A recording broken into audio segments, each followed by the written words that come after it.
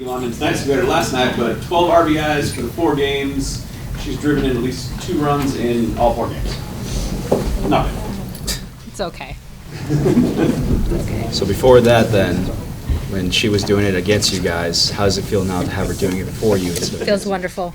Wonderful, wonderful, wonderful. To have her on my side and watch the ball get hit as hard as getting hit, and I'm on her same team, I think it's wonderful.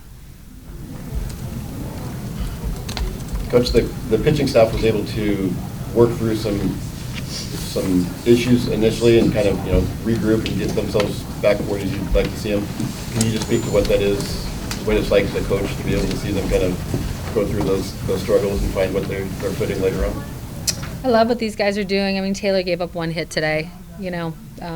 This game we gave up 3. So I think they're doing a great job. In order to have a staff, it allows you to work together and for one, not have to take on all of it. So I thought Elise got better and better as the game went on. You could see her changeup start to get a little electric, and see her rise and her drop ball move the way they want to move. So I love the in-game adjustment that she made, and I just think our defense is playing really good defense right now. We've been talking a lot about solidifying our defense, and with our defense and our pitching, they're doing what they need to do to give us opportunity to win the ball game. You've had chances to show the last couple weeks that you can win close games, tight games, dramatic games, to come home and to win comfortably a couple of times now. Can your team take a different kind of confidence from being able to do that?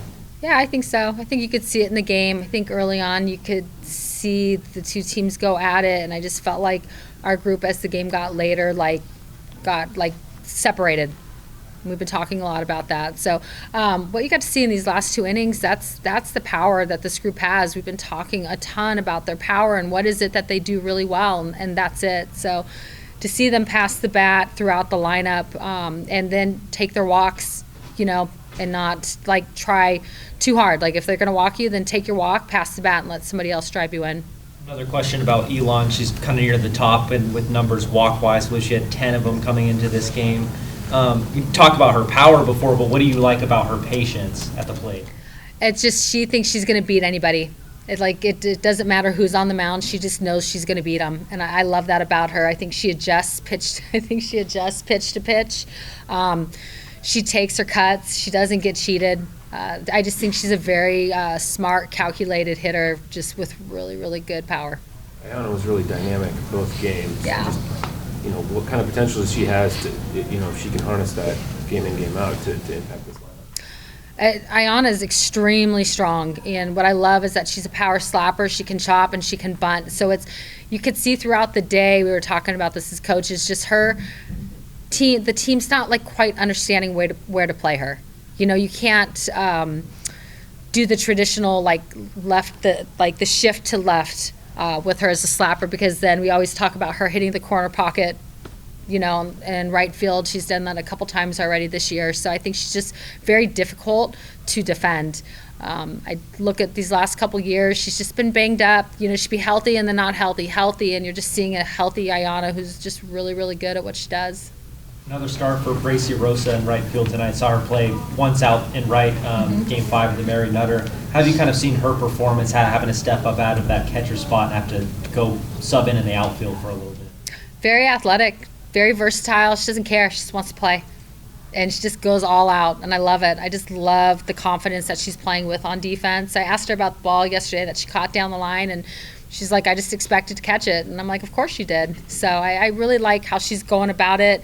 I think for us, we've always been a really versatile team, which really allows us to do a lot of different things game to game and create different lineups. So I love what she's doing. First hit for Riley since that Tennessee game, and it comes in a huge spot. Obviously, Kata was just saying that she's back because of something like that. What is the feeling in the dugout after she gets a big hit like that in a moment?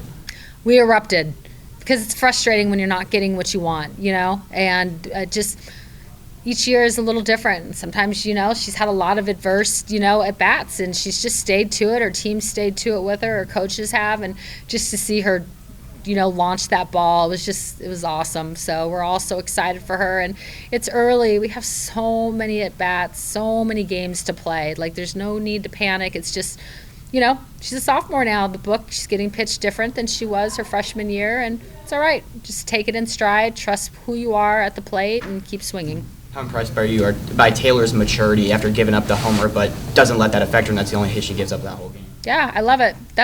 We're going to give we are going to lose balls over the fence. I don't want to lose them, but we're going to. But you know what? I'll take a solo bomb any day. And then from there, how do you respond? And I love her response. I think she's so gritty on the mound. I appreciate just her competitiveness and how bad she wants to put our team in a good position to win the ball game. So Taylor's going to throw a ton of innings for us this year. And her look is so different than the others. So I really like what she's doing.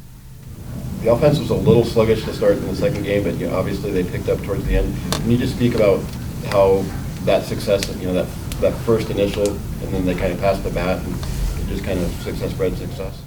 I think with them, they're just, one, being at home feels great. It's awesome to be at home. Two, just to, you start to get in that pass the bat mode, and then you feel it from Elon where she's like, you're not going to get me out. And then I think that just gets contagious for the entire group. So I appreciate her leadership offensively. I think about her and Riley and Amari and the conversations that those guys are having in the dugout, offensively and what we're wanting to do. And what I just think is going to happen is this group is just going to continue to get contagious, And it's just, I think, too, it's just understanding how we flow as an offense. I like what our lineup looks right now, and they're starting to just flow with each other. And sometimes it just takes a little bit, Sometimes you don't get it right off the bat. So I appreciate what these guys are doing. Yeah, bat like Emma had, I think it was a 15-pitch at bat. Can you just talk about what that's like as a coach to kind of see the player fighting like that? Love it. It's just the refusal. We've been talking for these past 3 weeks, like, I will absolutely there's no way that you're going to get me out. And if I've got to go 16, I'm going to go 16. And she didn't get the outcome that she wanted, but what those 16 pitches did for the next hitter and the next hitter, that's what we're wanting right there. So just for her to attack and make that pitcher throw 16 pitches was great. Coach, early on in the season, what do you think is working most well, whether it's in the defensively, pitching, or hitting? I mean, obviously this weekend, it's been hard to point out the strongest suit, but what do you think is working most well for you guys? I think one thing you're starting to see is, like, you think of the three cylinders with offense, defense, and pitching. Like, you're starting to see them flow and really, like, balance each other out. And when we get to that point, that's where I think we get really lethal. So I think these last 2 days, there's been moments where you could see our offense and defense just really gelling back and forth. We've been talking a little bit about how quick can we get off the field and how long can we stay on offense. And these guys have been timing themselves to see how long they are on defense and how long that they are on offense. And I think by doing that, they're just starting to get that flow that we were missing a little bit earlier in the year. So I'm excited about all three. I'm looking forward to our final game tomorrow.